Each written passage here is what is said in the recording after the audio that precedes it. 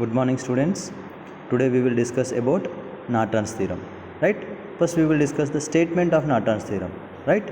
Norton's theorem, it states that in any linear two-terminal circuit is consisting of several voltage sources and several current sources and network elements like resistor, inductor, capacitor, whatever it may be, is replaced by single current source in series with the Norton's equivalent resistance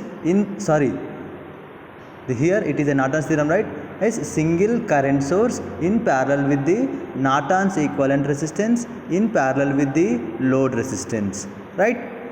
Okay, that is about Norton's theorem, right? As Norton's equivalent circuit and Thevenin's equivalent circuit both will be same, right? Here to calculate Norton's equivalent circuit, voltage source is replaced by short circuit and current source is also replaced by open circuit. Okay, right?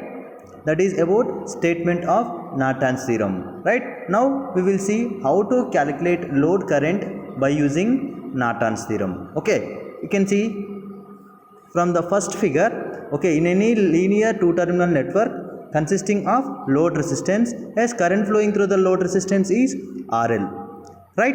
As in step 1, remove that load resistance, right? Remove that load resistance RL and short circuit those two terminals. Okay, short circuit those two terminals and calculate short circuited current, that is equals to Norton's current, right? See here from the second figure, under short circuit condition node potential will be 0, right? Under short circuit condition voltage is 0, under open circuit condition current is 0. In previous case already we discussed this one, right?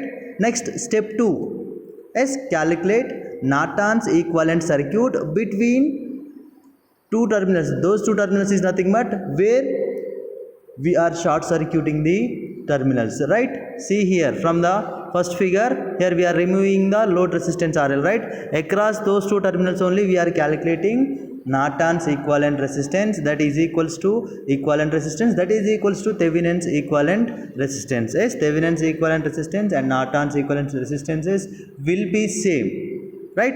That means step 2 is common for both Thevenin's theorem as well as Norton's theorem. Okay, next step 3, draw the Norton's equivalent circuit.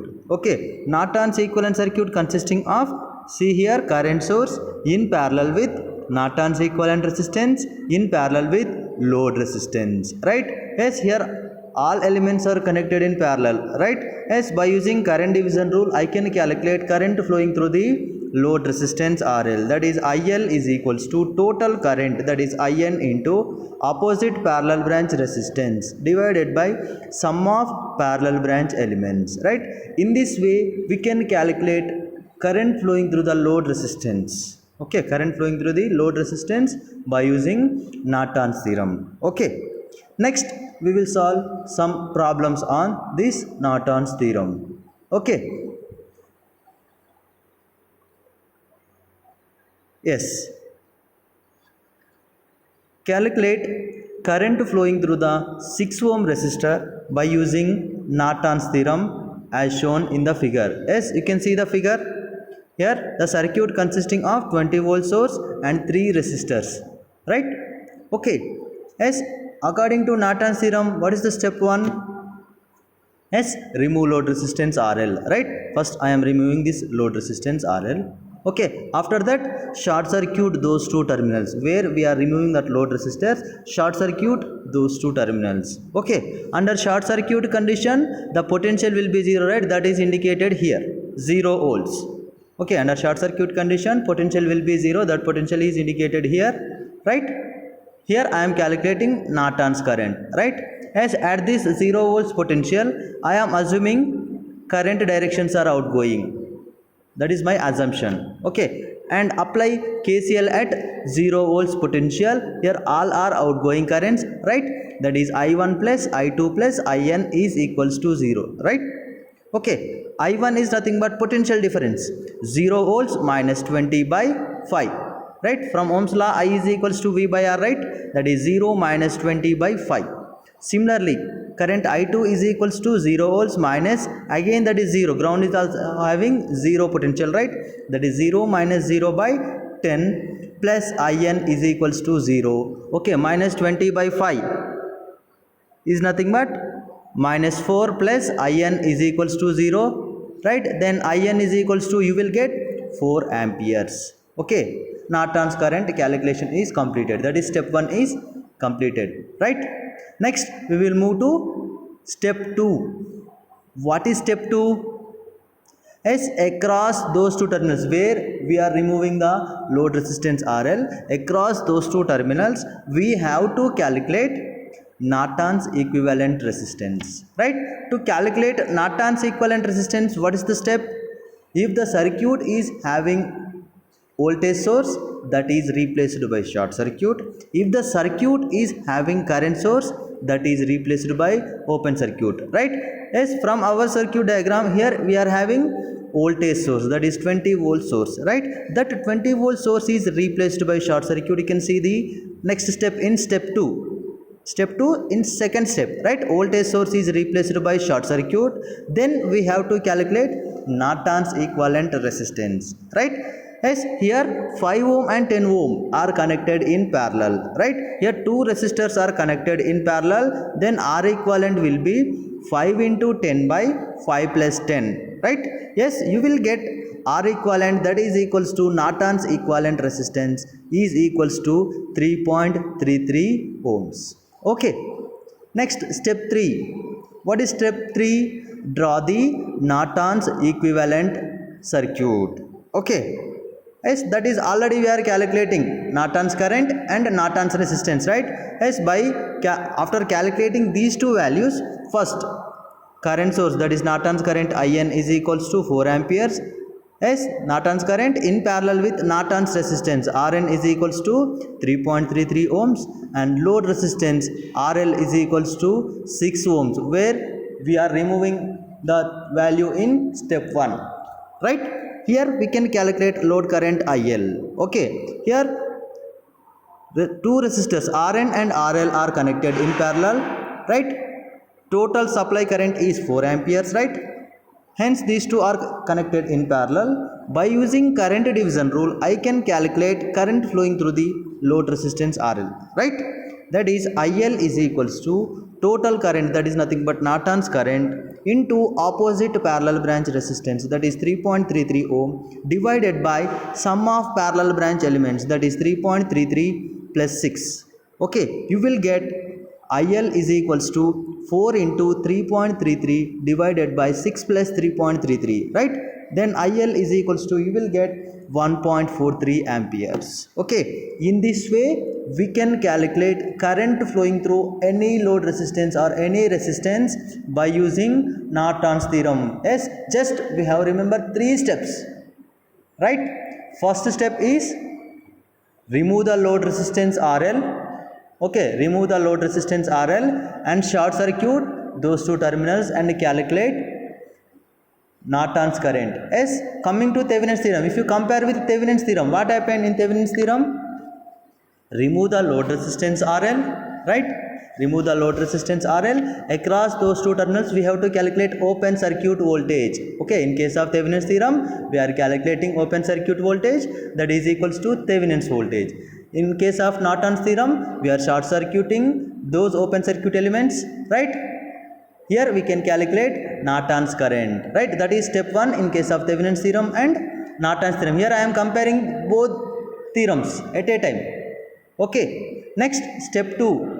Yes, in step 2 Thevenin's equivalent resistance and Norton's equivalent resistance will be equal. Okay, in both the theorems step 2 is common, right? To calculate Thevenin's equivalent resistance or Norton's equivalent resistance, sources should be replaced by their internal resistances. That is nothing but voltage source is replaced by short circuit, current source is replaced by open circuit, right? That is step 2. Next, coming to step 3. Yes, in case of Norton's theorem, current source in parallel with Norton's equivalent resistance in parallel with load resistance, right?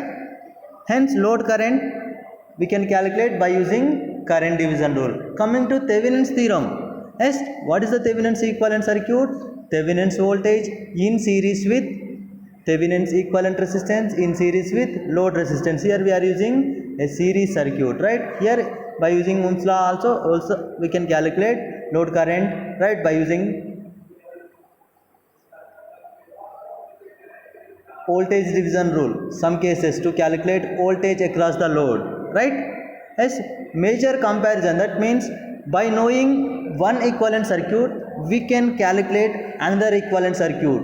Yes, by source transforming the given equivalent circuit. That means, for example, in the examination, if he is given Thevenin's equivalent circuit and draw the Norton's equivalent circuit, that means just you can source transform the given Thevenin's equivalent circuit. That means voltage source in series with the voltage source in series with the Thevenin's resistance, that is nothing but V Thevenin's in series with R Thevenin's, is replaced by Norton's current IN is equals to V Thevenin's by R Thevenin's.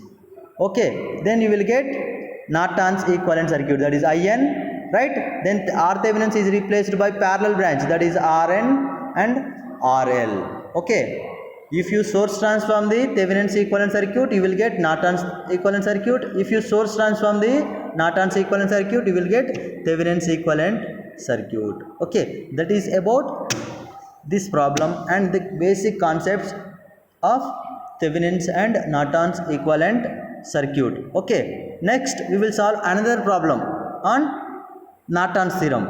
Okay, determine Norton's equivalent circuit between A and B terminals. Okay, see here from the given question, here it is having two sources, 20 volt source and 10 volt source, and two resistances having a resistances of 10 ohm comma 5 ohm, right? Okay, in Norton's theorem, what is the step 1? Short circuit those two terminals where we have to calculate load current, right? Here A and B terminals is mentioned, right? That means across A and B terminals we have to calculate load current, right? First short circuit those two terminals. Okay, under short circuit condition potential will be 0, right? Here I am indicating 0 volts potential. I am assuming current directions are outgoing, that is I1 and I2. Okay, at 0 volts potential I am applying KCL, right? That is I1 plus I2 plus IN is equals to 0, right? Then I1 is equals to potential difference is 0 minus 20 by 10, right? I2 is equals to 0 minus 10 by 5, right? Plus IN is equals to 0, right? Then you will get Norton's current is 4 amperes, right? Step 1 is completed. Okay now, right? Next, coming to step 2. What is step 2? Yes, draw the Norton's equivalent circuit, right? To draw the Norton's equivalent circuit, what is the condition? Voltage source should be replaced by short circuit and current source should be replaced by open circuit, right? Here we are having two voltage sources, right? Those two sources are replaced by short circuit. Okay, then across these two terminals, A and B terminals, as this 10 ohm and 5 ohm are connected in parallel. Just observe here, starting point of the 10 ohms are connected to common point and finishing end of the two resistors also connected to common point. Hence these two resistors are connected in parallel, right? Then RAB, that is equals to RN, that is equals to 10 into 5 by 10 plus 5, you will get 50 by 15, right? That is R equivalent is equals to 3.33 ohms. Okay, step 2 is completed, right? Next, what is our third step? Draw the Thevenin's equivalent circuit. In this problem he is asking to draw only Norton's equivalent circuit, right? Not Thevenin's equivalent circuit, right? He is asking only Norton's equivalent circuit, right? Step 1 is completed, step 2 is completed. Next, step 3 is draw the Norton's equivalent circuit, right? Already Norton's current completed and Norton's resistance completed, right? Yes, by knowing these two values, first Norton's current, that is IN is equals to 4 amperes in parallel with Norton's resistance, that is Norton's resistance is 3.33 ohms. Next, load current, that is IL having a load resistance of RL. Okay, in this way we can develop a Norton's equivalent circuit. Okay, right? In this way we have to solve the problems by using Norton's theorem. Okay, right? Next class we will discuss about maximum power transfer theorem. right? Maximum power transfer theorem and the applications of maximum power transfer theorem, right? I hope all of you understood. Okay, right? Remaining we will discuss in next class. Thank you, one and all.